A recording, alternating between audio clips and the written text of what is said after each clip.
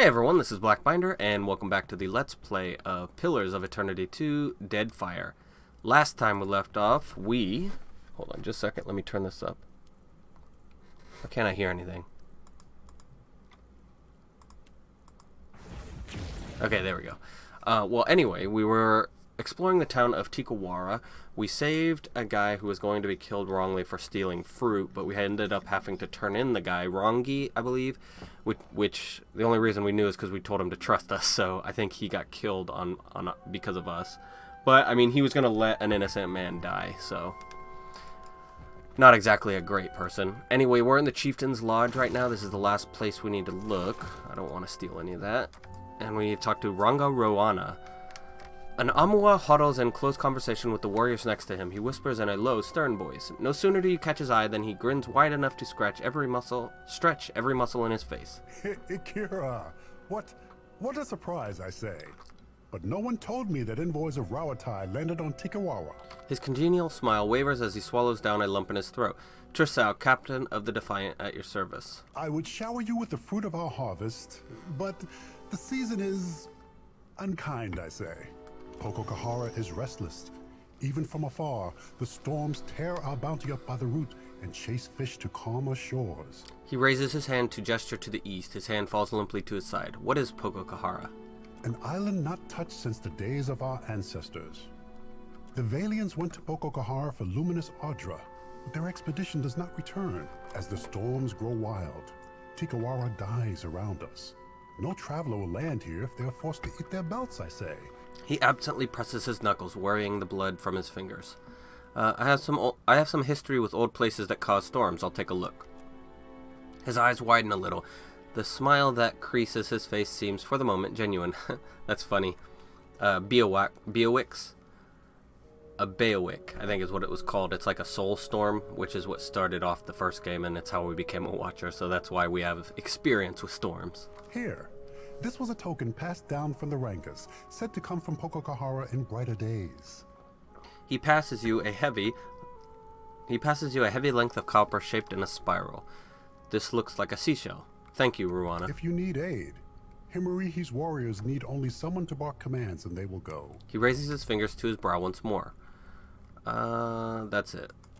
I want to get out of here. We spent all of last episode in here and I think I'm done. Want to explore the island. It's quite a big island if I remember right. Leave on foot.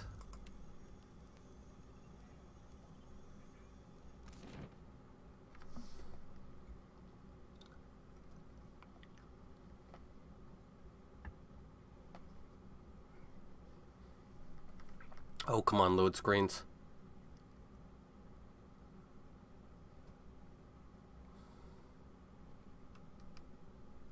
We are level, I think we're level 11 or 12. We're coming on up to level 12, I think. Yeah. We're actually not coming up on it. We got quite a ways to go, over half a level. But anyway, I looked up, I think we're supposed to start doing the Sunepu Beach. I think we're supposed to start doing the one of the DLCs at level 14. So I might look into that. Something about the curve of the path ahead of you gives you pause. With the obscured sight lines, you recognize this as a good site for an ambush. At the same time, you don't hear anything out of the ordinary. Actually, you don't hear anything at all. No hum of insects, no rustling of animals. Even the air has stilled. Investigate your surroundings. We have good perception. We'll do that. Oh no, I have crappy survival though. That's fine.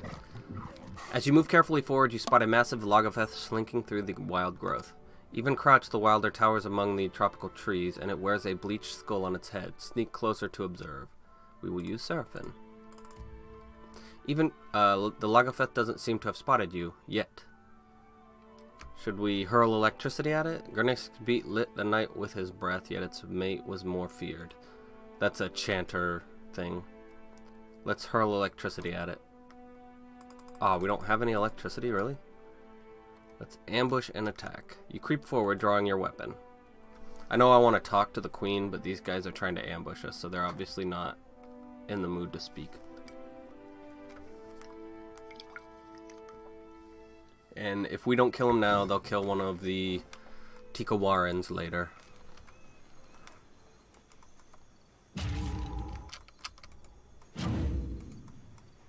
Go up here.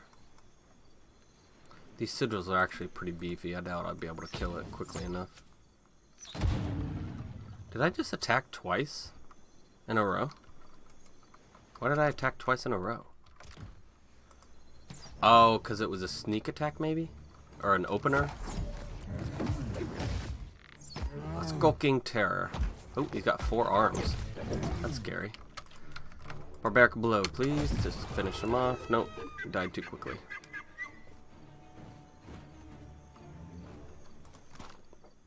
Fine club and some Lagufaeth flesh. Let's grab the reeds. A river reed.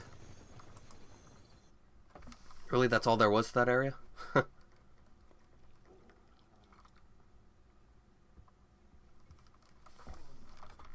Alright, let's keep going down. Old battleground, let's loot it. Search the location. What do we got? Nothing, really? Oh, jeez. We can't get across here. We're gonna have to go around. Alright, let's go to... Let's not go to the Hika Pass yet. Let's go to the Tawaka Biwaha Trail. There's some fruit on the other side. The scent comes upon you gradually as you travel. It smells of the kitchens of Kadnua, of honey, cinnamon, and fresh bread, of meals shared with those now absent. Off the path you catch a glimmer of movement. Something large and bulbous stirs beyond the trees. Sneak closer to observe. Near the center of a nearby clearing stands a Delemgan.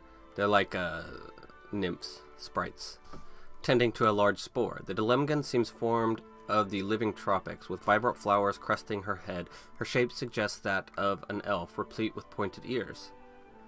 Examine the spore. I will. The bulbous fungus towers taller than an amwa, its fleshy fronds hanging over its bulging stalk. A miasma of yellow dust hangs around it, gently stirring in the light breeze. A dank spore. You can barely make out the recumbent form of some unfortunate kith tangled in its roots. The essence the spore sucks from its victim, glowering along its length. If it notices you, it will likely attack, and inhaling the spores clouding around it could confuse your senses. Approach openly. Why not? The Delemgan looks up at you as you enter the clearing, eyes widening slightly as she takes you in. She takes a few steps to the side before reaching a protective hand to rest upon the large spore. Her attention remains on you. Like the cub that knows no better, you tread where others fear. Her voice rumbles like a falling tree limb. Tell us why. What's a fine lady like yourself doing in a dark wood like this? Are you in trouble? Do you need help? She says nothing for a moment, her head tilting to the side. Why do you ask this? Do you think we fear the spore? She smiles and brushes a hand along one of the spore's fronds. We have nothing to fear here. Drawn by the scent, were you? Her voice sounds like the whispers of wind through the leaves. We do not know why the stubborn spore does that. He has rooted his meal. The spore shudders slightly, and you notice a thick tome tucked among its roots. Yes, it smells amazing. She draws a mushroom cap from somewhere within her. We offer a gift that we may part in peace, that you may preserve the sanctity of this place. Eat the mushroom, sure. The mushroom's flavor explodes in your mouth, sweet and tart, and you feel a tingling run the length of your body. The world seems to sharpen, your thoughts to focus. The Delemgan nods to you before she returns to tending the large spore. You leave her glade behind. Yeah, we're not going to attack him just for a grimoire. That would be not nice. There's a sparkly thing up here. Oh, it's just a burial site. Alright, search the location. We got a fine spear, that's some money. 30 baby pearls. And that's it. Let's get some fruit first before we leave. Sure, our shipmates wouldn't mind having some fresh fruit. Speaking of... Ugh, they're on tarts. We don't want them to eat tarts, because that will piss them off. And they're already pissy, actually. Some rum. Crew morale, +1. There we go. I just don't want them to drink the water, because that lowers their morale. Their morales are already really low. It's they're actually angry with me at the moment. Probably because we haven't fought anybody at the seas, that increases morale. The rumbling reaches your ears first, a low growl from the land before being pierced by the cry of a distant bird. The ground sets to vibrating beneath your feet, the growing roar of the stampeding beasts echoing around you. You crest the rise to find that the stampede has passed, now only a rumbling cloud in the distance. As the dust settles, you note that a few of the boar remain, fallen and still, with large feathered darts protruding from their fur. A single upright boar remains, a piglet that nudges its snout against one of the prone beasts. Aww. Sneak closer and observe. You pick your way down the rise and approach the downed boars. They seem to be breathing, albeit shallowly. You're not sure how long they have before they meet the wheel. I'm going to attempt to heal the boars, because there's a baby there. Shoti, please heal them. Using what? Revive the fallen. Yes. One of the boars fights to its feet, shaking itself roughly to throw off the darts with a series of snorts. The others seem beyond help. You spin on your heel at the sound of flapping feet and find yourself staring down a group of Lagufaeth hunters. With a gurgled hiss, they advance upon you. Yeah, I know. They need to eat too, and I kill boars all the time, but... couldn't leave a baby boar on his own. Holy cow. There are more than I thought. Let's back up. Dare you actually meet them right here. Sidewinder, I think he can stun me. Let's take out the mage first. Except for you guys. I need Seraphim to get behind Adair. Oh crap, they're gonna come up this way, aren't they? As soon as they realize they can't get through there. Alright, you all take out the mage, please. Adair, and actually Seraphim, Phantom Foes, Adair, Mule Kick, and everyone else take out the mage. That seems to be shooting at me, not casting at me. Fine with me, I don't care. Chief Echoing Strike. Let's take out the Sidewinder so he can't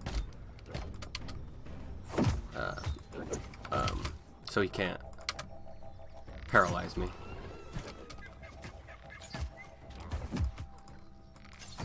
I'm gonna knock him down. You get up here and knock him down again. For some reason he didn't want to go over there, my bear. Sometimes when their pathing is messed up, I think that might be because I have AI turned off. You know what? Speaking of, hold on, let's see what this is. Ring of Overseeing, we've already got that. It's +2 AoE effect. Okay, what we're going to do is, I'm going to try turning on AoE to auto attack only. I don't want them using their spells, and I also don't want Shoti auto attacking, but I'm going to see if it cuts down on the annoyance of them just stopping out of nowhere. Where's the boars? I wanted to see if one of them was Timon, or no, Pumbaa.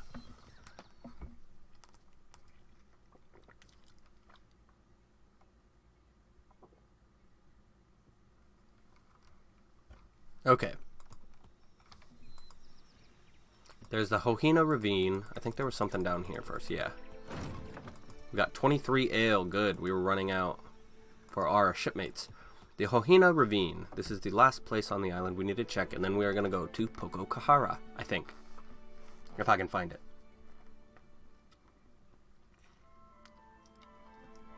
I made so many videos yesterday. I thought my throat was going to be ripped apart. Like I woke up in the middle of the night with just the worst freaking throat ache. The Lagufaeth hatchling chirps excitedly when it sees you. Its bulbous eyes widen even further. Because we are the one that saved you, right? Making new friends, are we? No, I'll just watch from here. This driftwood frame is strung with bones and seashells. They tinkle in the breeze. Gross. There's a Sidewinder. We can actually talk to him. Let's see what he does. He chirps at us.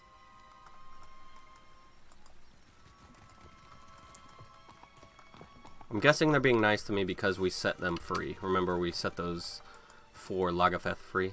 They must have come back and told them about us. The man in the tricorn hat.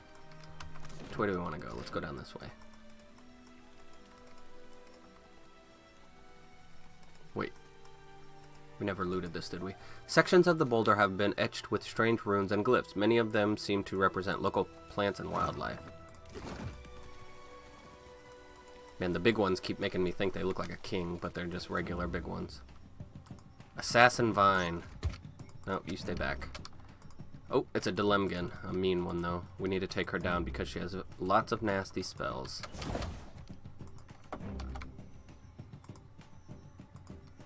Where are you? Let's have you do Divine Mark. Where am I? Please, accurate shot her. She's still stunned. Take her out. Yes, nothing. Now let's take out the Assassin Bind, have Shodi move back, and see if we can't prone these guys with Pillar of Faith. Is it going off?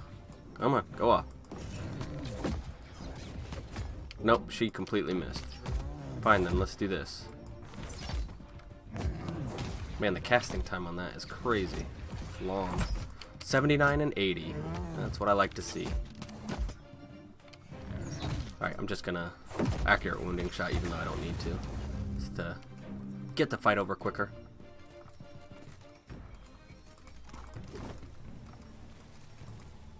What is this thing?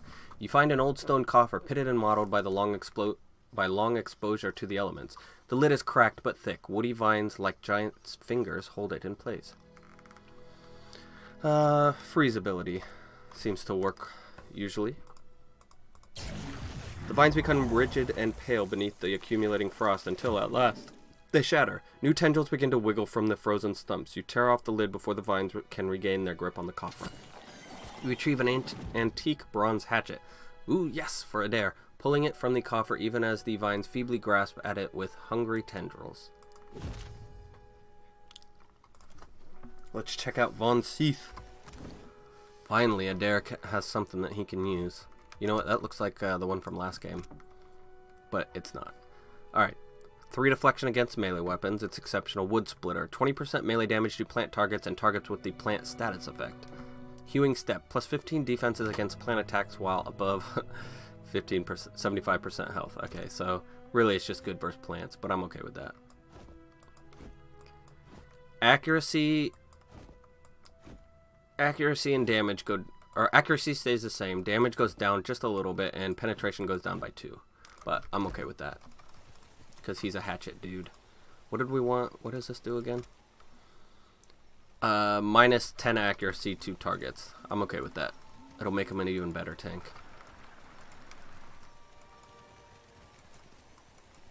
Alright, is the queen up here? Hopefully she is.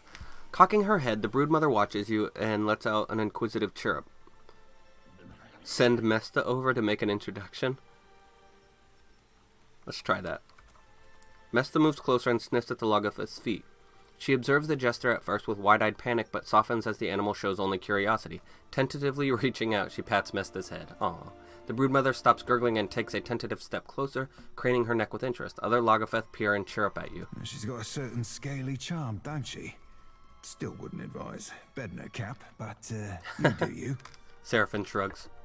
A young Lagufaeth pokes his head out from behind one of the adults and burbles happily. The adult ushers it back with a firm claw. It looks smaller than the hatchlings in the cage, but not by much. Oh, Anna. Lagufaeth Broodmother, observing the exchange, the Broodmother looks to you and lets out a plaintive cry. Juana. Juana, yep. I freed Juana? Snarls and gurgles rise in volume. The other Lagufaeth bare their teeth at the name. They don't like the Juana, obviously. Anna.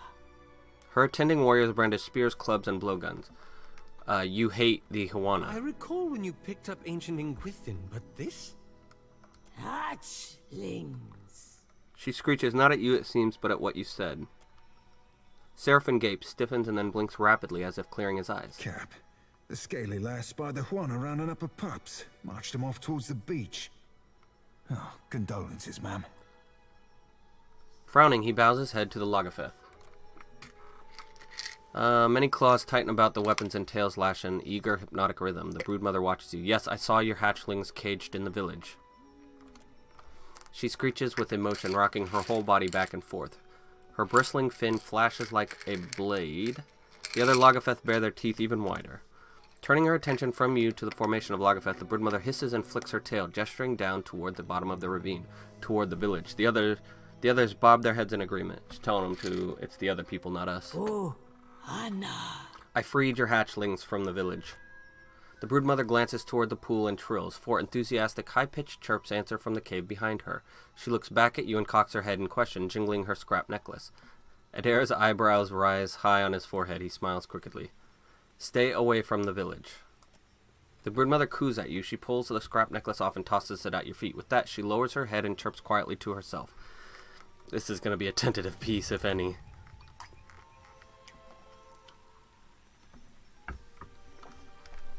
It's not going to last. See if I can steal from him. Nope. There's some thieves' putty in there too. I want it. Some war paint. Gurgle, gurgle. Okay. And chirrup. So I think we're done here. Let's go back and tell them to stay away from the Lagufaeth. It actually wouldn't be that bad of an idea to leave them alone. What you could do is, anybody invading the island is not going to attack the Huana first, unless it's like a surprise attack. But like monsters and all that crap, the Lagufaeth will, they might end up attacking the Huana's enemies for them, if that makes any sense.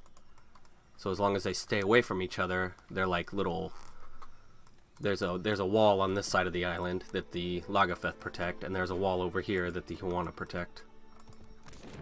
It's just where in the middle does the border lie, which is a problem.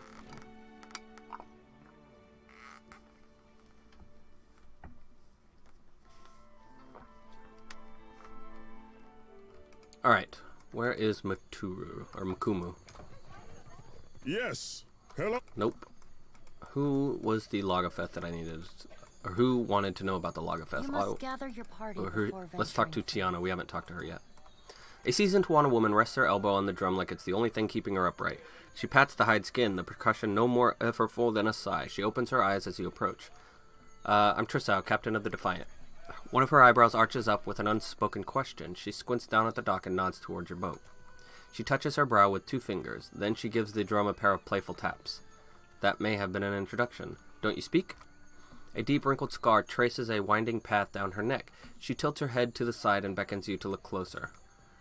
The angle and shape look like the mark of boar tusks. She's got a scar on her neck. On the portrait you can see.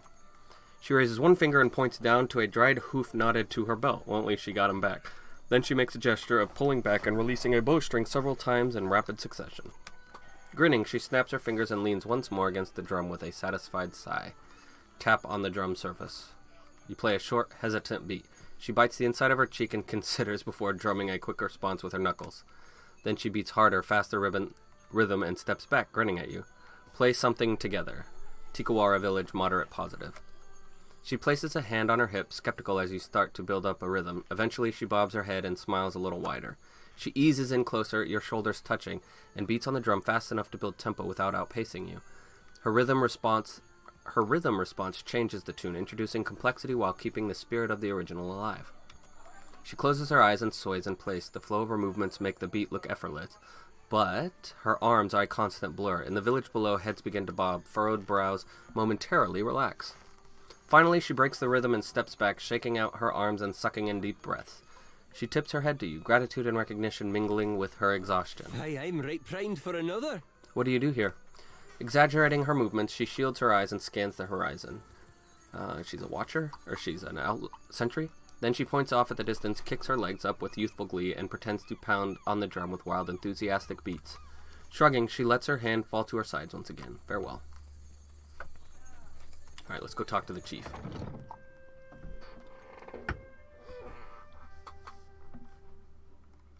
I don't think it's him that we need to talk to. Whatever you need, you must only ask. Nope.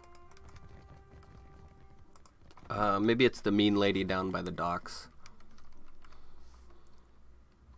I don't think it would be the priestess.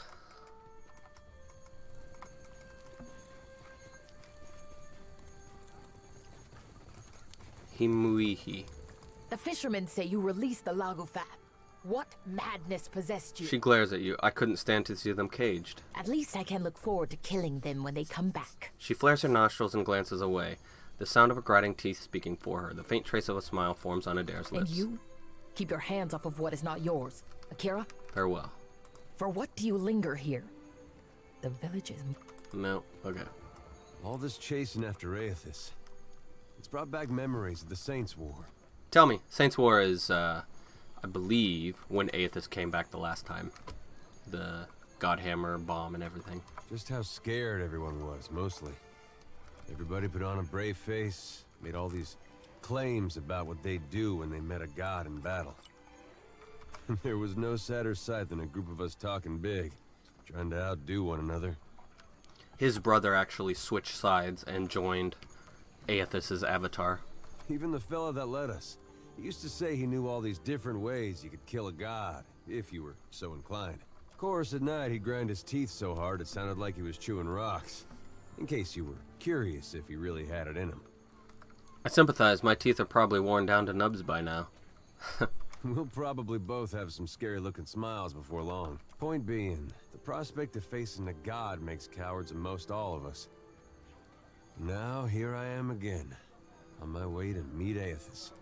His eyes flick upward, either a gesture toward the dawn stars or an eye roll. Some ways I feel the same. Edgy, sick in my gut. But it's different this time.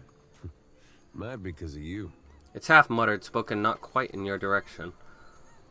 That's because you never went to war with someone like me on your side. No, how's that? We haven't gone to pieces yet, for one thing. At least not on the outside. You could have let it all end back at Cadnua, or even Gilded Vale.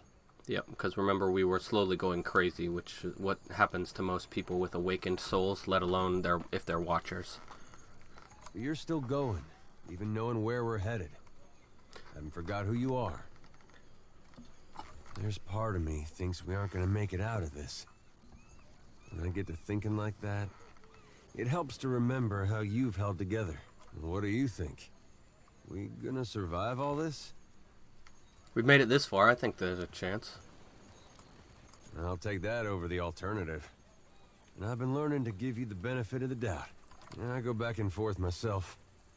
Every time we see one of those big footprints, it reminds me not to get too excited. I don't even know how we're supposed to get close enough, because wherever he goes, he sucks the souls out of everyone. There's a good chance we die out here, halfway across the world from anywhere I ever called home. Adair's eyes trace a nomadic path as he looks at your surroundings, seeming never to find a comfortable place to settle. But if I can face it like you, maybe it doesn't matter. Tell me something, Adair. Do you have feelings for me? He gives you a quick nod. Some of the tension in his face seems to recede. It's been good having you along. I mean it. Don't know where I'd be right now if you hadn't come through Gilded Vale that day. Well, remember they were going to hang you. I'll tell you what, though. I'm not one for big promises. He puts a hand on your shoulder and looks you dead in the eye. But I'm gonna beat up as many people and monsters as it takes to get you your life back. You got my word on that. Well, thank you, Adair. He smiles with one side of his mouth and gives you 2 heavy swats on the shoulder that reverberate up and down your spine. Yes, thank you for that. Alright. Got a few more people we need to talk to. Hold on. Let me just look. Is it a distant light? No?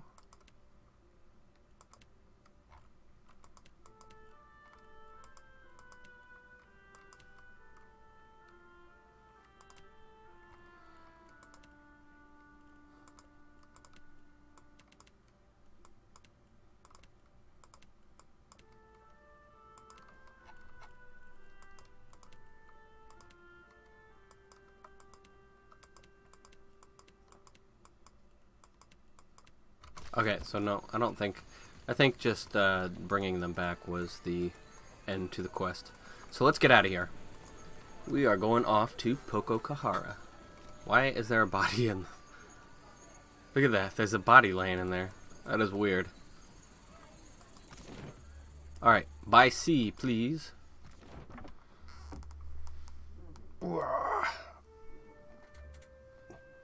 Guys, are you ready? Sekiro Shadows Die Twice is coming out tonight.